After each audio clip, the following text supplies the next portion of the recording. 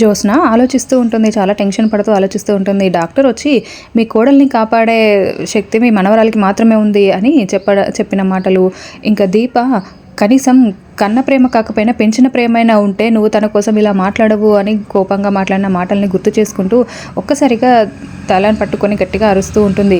ఈ టెన్షన్ నుండి నేను బయటపడాలంటే ఫస్ట్ ఇంట్లో నుండి బయటపడాలి అని స్పీడ్గా బ్యాగ్ ప్యాక్ చేసుకొని ఎవరు చూడకుండా కిందికి వస్తూ ఉంటుంది. ఇంకా అలా వచ్చి డోర్ ఓపెన్ చేయగానే అక్కడ కార్తీక్ ఉంటాడు. కార్తీక్ని చూసి బావా అని అంటూ ఉంటుంది.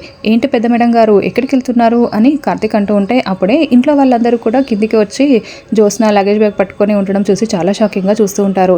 ఏంటి పెద్ద మేడం గారు ఇప్పుడు చెప్పండి ఎక్కడికి వెళ్తున్నారు ఈ టైంలో అని మళ్ళీ కార్తీక్ అడుగుతూ ఉంటాడు. డోర్కి అడ్డంగా నిలబడి అడుగుతూ ఉంటే బావా నన్ను ఇరికించావు కదా అని జ్యోత్స్న టెన్షన్ పడుతూ ఉంటుంది.